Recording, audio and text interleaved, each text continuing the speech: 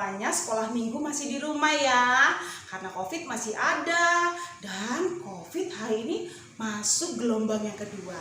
Tapi jangan khawatir karena Tuhan masih pelihara kita, berarti nggak boleh khawatir ya. Oke, kita akan mulai ibadah sekolah minggu kita. Semuanya ambil sikap yang baik, duduk yang tenang, dan jangan ribut. Oke, kita akan memuji Tuhan, kita akan pujian. Selamat pagi Bapa, selamat pagi Yesus.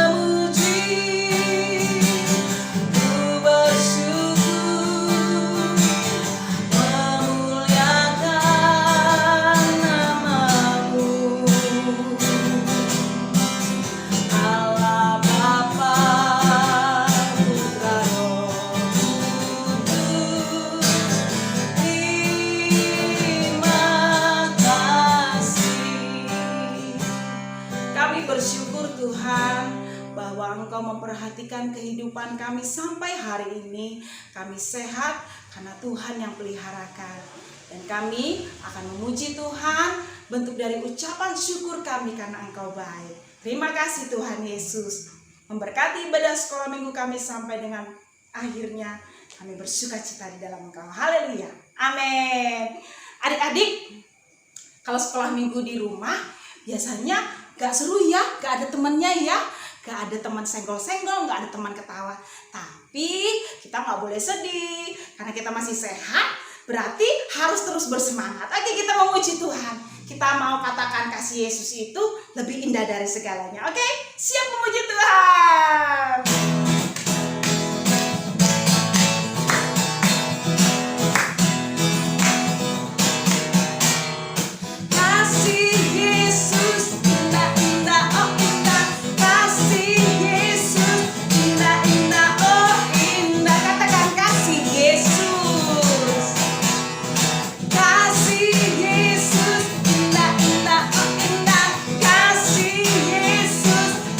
Indah, oh indah.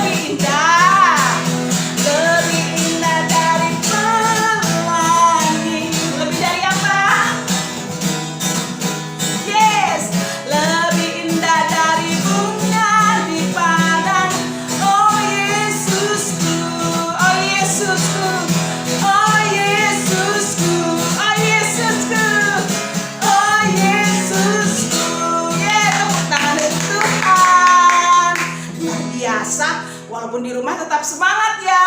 Kita akan dengarkan firman Tuhan, semuanya sikap yang baik karena kita mau dengarkan berita yang luar biasa. Oke, kita akan pujian.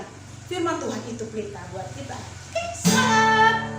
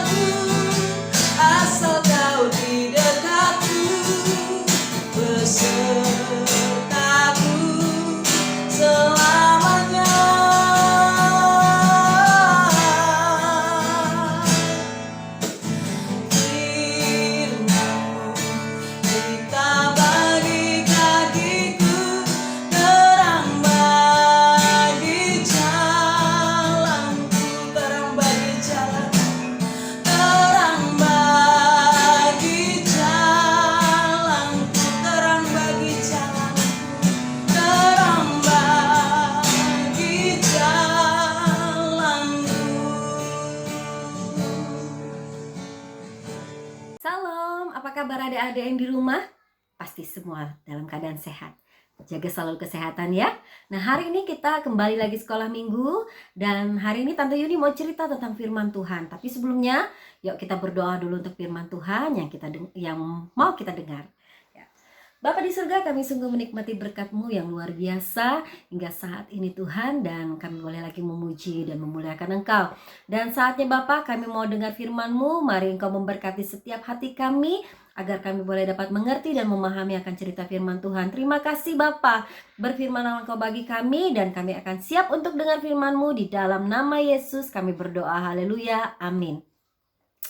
Adik-adik, hari ini Tante Yuni mau cerita tentang Gideon, ya, judulnya Gideon, Panggilan dan Tugasnya.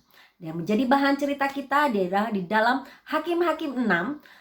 Pembacaannya sangat panjang, itu di ayat 1 sampai 32. Nanti adik-adik di rumah kan semua sudah bisa baca. Nanti baca di Hakim-Hakim 6 ayat 1 sampai 32 ya. Nah, berbicara tentang Gideon. Siapa itu Gideon? Gideon itu adalah anak bungsu dari keluarga Yoas, suku Manasye, dan ia menjadi hakim kelima dalam sejarah bangsa Israel. Nah, cerita Gideon mulai 40 tahun setelah kemenangan Barak atas Kanaan di kaki Gunung Tober. Masih ingat cerita Telma? Itu udah diceritakan minggu kemarin tentang Deborah dan Barak, ya. Nah, 40 tahun lamanya Bani Israel ini menikmati masa aman mereka. Tetapi ketika mereka meninggalkan Tuhan, Tuhan membiarkan mereka dikuasai orang Median. Siapa itu orang Median? Orang Median itu adalah keturunan Abraham dan Ketura, istri kedua dari Abraham setelah istri pertamanya Sarah meninggal. Nah, pada waktu orang Israel mendekati negeri Kanaan dari Mesir, orang Median ini berusaha menjebak Bani Israel ini untuk menyembah kepada Baal For. Ya, Baal Peor, yang artinya apa? Baal Peor itu adalah dewa orang Median, dewa orang Median. Nah, orang Median ini diizinkan Tuhan untuk mengalahkan Bani Israel. Selama 7 tahun mereka mencuri segala hasil panennya Bani Israel ini. Karena apa? Karena Israel ini meninggalkan raja mereka, yaitu Tuhan Allah. Nah, adik-adik yang kekasih di dalam Tuhan, Bani Israel ini setiap tahun mereka mengalami ketakutan. Ketakutan apa? Ketakutan ladangnya dicuri oleh orang Median. Nah, ketika mereka mau menikmati hasil panennya, mereka melihat orang Median dari jauh. Mereka melihat orang Midian itu seperti binatang belalang yang begitu banyak dan tidak dapat dihitung. Akhirnya mereka pun melarikan diri, ya, melarikan diri ke pegunungan. Jadi mereka selama eh, ladang mereka dijajah atau dirampas oleh orang Median, mereka tinggal di pegunungan. Ada yang tinggal di goa-goa, ada yang tinggal di tempat tebing yang sangat curam sekali. Nah, ketika mereka mendapati bahwa kampung mereka atau desa mereka sudah ditinggalkan oleh orang Median, mereka kembali lagi ke kampung mereka. Tetapi apa yang mereka lihat, apa yang mereka dapati, semua ladang mereka tuh habis, tidak ada yang bersisa. Ya, bahkan binatang-binatang mereka pun juga habis dicuri oleh orang Median ini. Akhirnya mereka pun kembali bekerja keras untuk memperbaiki ladang mereka, untuk memelihara hewan yang ada. Nah, adik-adik yang kekasih dalam Tuhan, tetapi mereka tahu musuh mereka tuh pasti akan datang lagi. Setiap mereka pada musim panen tiba, pasti orang Median itu pasti akan datang lagi untuk merampas hasil panen mereka. Nah, hal ini tidak terjadi hanya sekali adik-adik, tetapi terjadi mereka mengalami 3, 4, 5 tahun, 7, 6 bahkan 7 tahun lagi penderitaan, ya. Mereka akan mengalami penderitaannya itu, ya, yaitu hasil panennya dicuri, dirampas oleh orang Median. Akhirnya mereka mulai lagi bekerja keras, ya, dan mereka hanya makan sedikit saja. Karena apa? Karena hasil panen mereka sudah habis dijajah, jadi mereka hanya punya makanan sedikit saja. Nah, akhirnya apa? Di situ mereka melihat bahwa apa yang mereka alami itu semua dari Tuhan. Tuhan izinkan karena mereka telah menyembah kepada Allah yang lain, karena mereka telah meninggalkan Tuhan. Nah, ada yang kasih dalam Tuhan, Bapak Yoas ini memiliki anak bungsunya yang bernama Gideon. Dan Bapak Yoas ini adalah seorang kepala desa.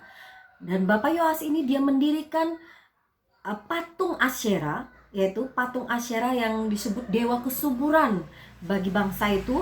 Dan dia dirikan itu di depan rumahnya. Dan di samping rumahnya pun dia buat sebuah mezbah, tempat ia mempersembahkan korban untuk Baal, dewa Baal mereka. Nah, sehingga orang Israel ini mempelajari hal ini dari penduduk Kanaan, ya, yang masih hidup di daerah, yang masih hidup di tengah-tengah mereka. Nah, pada masa panen tiba, ayahnya Gideon ini memanggil anaknya untuk apa? Itu Gideon, ambillah gandum ini dan iriklah gandum ini sebelum orang Median ini merampas hasil panen kita. Lalu Gideon ini bertanya kepada ayahnya dengan sangat ketakutan, di mana ayah aku akan mengirik gandum ini? Lalu ayahnya katakan, iriklah gandum ini di tempat pemerasan anggur, karena di situ tempat yang aman. Ketika kalau ada orang Median itu bisa disembunyikan, sehingga orang Median tidak bisa melihat dan tidak bisa mengambil hasil panennya ayahnya Gideon ini. Nah, akhirnya Gideon mengangkatlah karung gandum itu dan dia bawa ke pengirikan gandum yang disebutkan ayahnya. Setelah dia mengirik gandum, dia merasa kelelahan, akhirnya dia berebah di bawah di sana, dan tiba-tiba matanya tertuju kepada pohon terbatin yang ada di situ. Dia melihat ada seseorang yang duduk di bawah terbatin itu, dan dia melihat bahwa orang itu dia tidak pernah melihatnya. Bahwa Gideon ini tidak pernah kenal dengan orang itu dan tidak pernah melihat orang itu. Siapakah orang itu? Dia adalah malaikat Tuhan. Dan malaikat ini menyapa Gideon, Tuhan menyertai engkau, hai pahlawan yang gagah berani. Gideon heran. Dia heran sekali mendengar perkataan itu. Tetapi dengan hati yang kecewa dia berkata kepada malaikat Tuhan, Tuanku, jika Tuhan sungguh-sungguh menyertai kami, mengapa semua malapetaka ini terjadi kepada kami? Mengapa orang Median itu merampas setiap hasil panen kami tahun demi tahun? Di manakah semua perbuatan Allah yang ajaib itu yang diceritakan oleh nenek moyang kami kepada kami? Tetapi apa yang malaikat Tuhan katakan kepada Gideon? Pergilah dengan kekuatanmu dan selamatkanlah Bani Israel dari cengkeraman orang Median. Bukankah aku yang mengutus engkau? Kata malaikat itu. Tapi hati Gideon terkejut. Apa yang malaikat Tuhan ini katakan kepada dia? Ia harus pergi dan menyelamatkan Bani Israel? Kan tidak mungkin dalam hatinya ya. Kan tidak mungkin, siapa dia, siapa Gideon itu gitu ya. Tapi Tuhan, tapi Tuhan, apa yang akan kuselamatkan orang Israel? Ketahuilah ya, kaumku adalah kaum yang paling kecil di antara suku Manasye, dan aku orang yang paling kecil dari keluargaku. Tetapi jawab malaikat ini kepada Gideon, aku akan menyertai engkau, sebab itu engkau akan mengalahkan orang Midian itu. Nah, dengan penuh kerinduan Gideon ini berkata kepada utusan Allah, yaitu malaikat Tuhan, berilah suatu tanda kepadaku bahwa apa yang Tuhan katakan memang benar-benar atau sungguh-sungguh dari Allah. Dan janganlah pergi dari sini sebelum aku kembali dan membawa persembahanku. Dan malaikat Tuhan berkata, oke, baik, aku akan tunggu di sini. Nah, akhirnya Gideon pulang ke rumah ayahnya, dan tak lama kemudian dia keluar lagi dan dia membawa daging kambing dan roti tidak beragi dalam sebuah keranjang, dan dengan dalam mangkok kuah daging ya, dan sebuah mangkok kuah daging. Tetapi utusan itu tidak langsung menerima pemberian Gideon ini, tetapi ia berkata kepada Gideon, ambillah daging dan roti yang tidak beragi ini, letakkanlah di atas batu dan curahkanlah kuah daging ini di atasnya. Gideon melakukan, akhirnya Gideon pun melakukan apa yang diperintahkan oleh malaikat Tuhan. Malaikat Tuhan tadi, lalu malaikat Tuhan itu mengulurkan tongkatnya dan mengarahkannya kepada batu itu. Pada waktu tongkat itu menyentuh batu itu, keluarlah api dari batu itu dan memakan habis persembahannya Gideon. Saat itu juga utusan Allah atau malaikat Tuhan itu juga menghilang. Tapi apa reaksinya Gideon? Dia terkejut dan dia teriak dengan sangat nyaring, celakalah aku melihat malaikat Tuhan. Kenapa dia bilang celaka? Karena kalau dia melihat Tuhan, dia pasti akan mati gitu ya. Jadi dia takut mati. Tetapi tiba-tiba dia mendengar suara yang menghibur dia, jangan takut, engkau tidak akan mati. Nah, adik-adik yang kasih dalam Tuhan, akhirnya hati Gideon merasa lega dan dengan penuh sukacita bahwa Tuhan itu telah bertemu dengan dia. Dia telah mengunjungi Gideon dan Tuhan sudah menerima persembahan Gideon. Dan sekarang dia tahu bahwa Tuhan Allah ingin melepaskan Bani Israel ini, sebagaimana dikatakan oleh malaikat Tuhan, betapa baiknya hati Allah. Dengan rasa terima kasihnya pun Gideon pun mengambil batu-batu itu dan dia menyusun batu-batu itu dan membuat sebuah mezbah, bukan untuk Baal ya, tetapi untuk Allah. Dan ia pun menamai mezbah itu yaitu Tuhan itu keselamatan. Nah, akhirnya setelah selesai dia pulang ke rumah ayahnya, dan dia tidak menceritakan kepada satu orang pun tentang apa yang dialaminya waktu dia ada di pengirikan gandum itu ya. Nah, pada malam harinya dia berbaring di tempat tidurnya, tiba-tiba ada suara kepada dia, dikatakan kepada Gideon, ambillah seekor lembu jantan yang berumur 7 tahun milik ayahmu, dan runtuhkanlah mezbah Baal kepunyaan ayahmu, dan runtuhkanlah tiang berhala Asyera yang di sebelahnya. Lalu persembahkanlah lembu jantan sebagai korban bakaran, gunakanlah kayu dari tiang berhala itu sebagai kayu bakaran. Gideon dia terdiam sejenak, dia merasa takut dan dia mengerti maksud Tuhan bahwa Bani Israel ditindas oleh orang Midian. Karena apa? Karena mereka menyembah kepada siapa? Kepada berhala tadi. Nah, sekarang mereka harus bertobat. Sekarang Bani Israel harus bertobat dan kembali kepada Allah mereka. Dan Tuhan ingin supaya Gideon ini yang meruntuhkan mezbah Baal dan tiang berhala Asyera, kemudian mendirikan mezbah bagi Tuhan. Tetapi bagaimana yang mengerjakan semua itu ya? Dia tidak bisa, dan dia tidak mengerjakan sendiri. Dia membawa 10 hamba dari ayahnya untuk membantu dia, dan dia meruntuhkan patung dewa Baal itu, meruntuhkan patung Asyera itu, dan dia menyusun batu-batu dan dia mendirikan mezbah di tempat yang sama. Nah, akhirnya setelah dia selesai, dia kembali lagi tidur.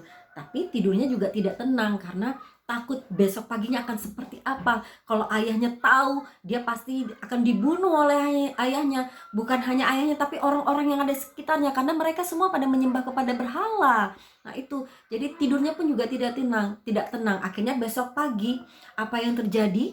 Nah, orang-orang semua pada datang ke halaman ayahnya Gideon, Bapak Yoas itu, dan mereka melihat bahwa semua patung yang didirikan oleh ayahnya itu rubuh, ya, tidak tersisa. Tersisa yang ada sebuah mezbah di tempat yang sama. Mereka sangat marah. Mereka mencari tahu siapa yang telah meruntuhkan Baal mereka, dan mereka tahu bahwa Gideonlah yang menghancurkan, yang merubuhkan patung dewa Baal mereka. Nah, apakah ayahnya Gideon tahu? Apakah ayah Yoas ini tahu? Ya, apakah ayahnya Yoas ini tahu kalau Gideon ini yang menghancurkan? Ternyata ayahnya tahu, dan ayahnya melihat apa yang dilakukan oleh Gideon itu.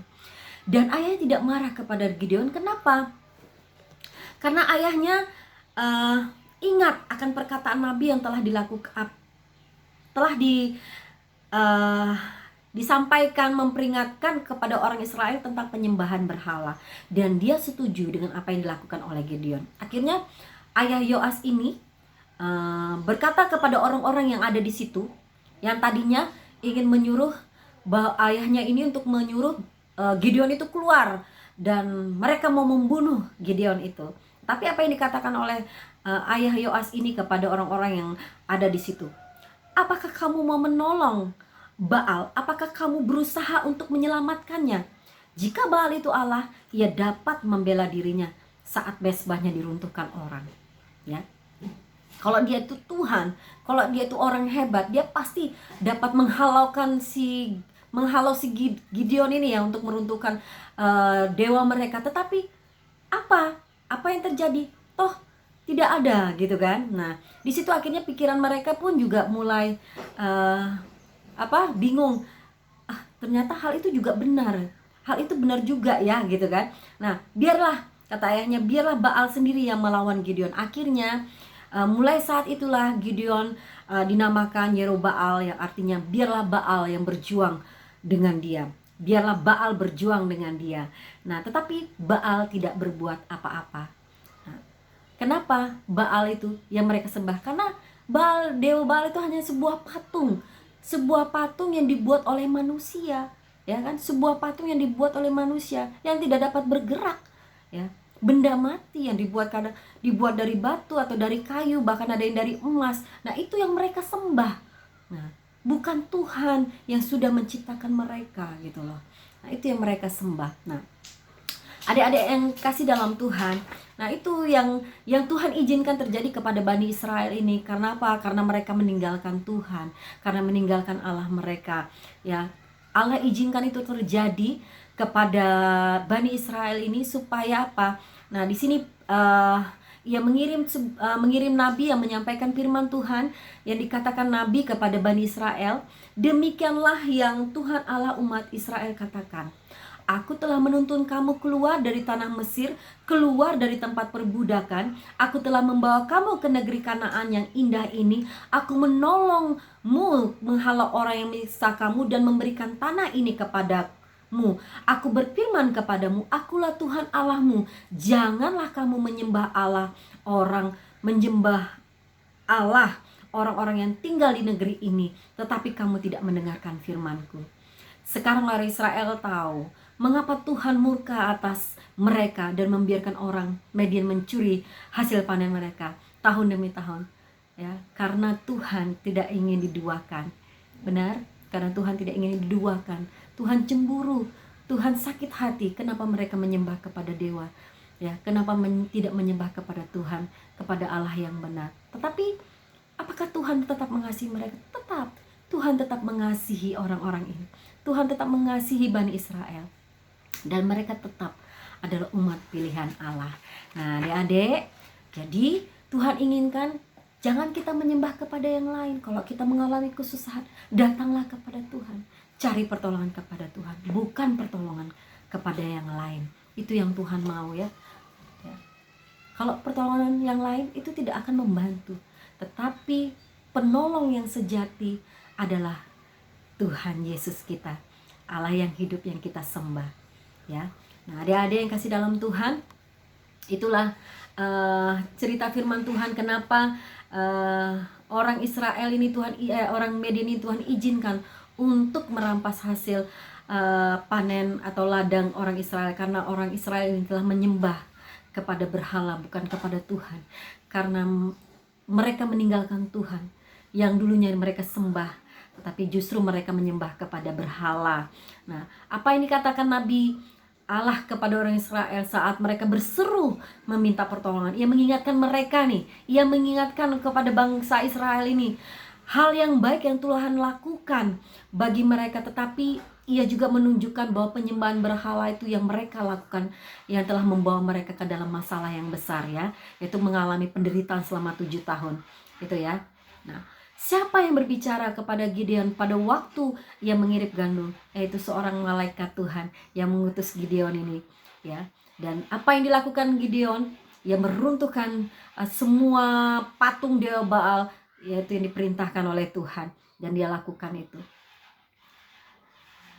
Dari mana Gideon dapat mendapatkan kekuatan, keberanian itu?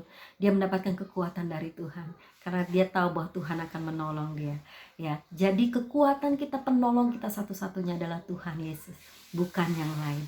Sembah Tuhan, Allah kita yang hidup, yang senantiasa terus menyertai kehidupan kita sampai saat ini. Amin. Firman Tuhan biar ini menjadi rema buat kita, untuk senantiasa terus kita meminta pertolongan kepada Tuhan yang akan selalu menyertai kita hingga saat ini. Yuk kita berdoa untuk firman Tuhan yang sudah kita dengar.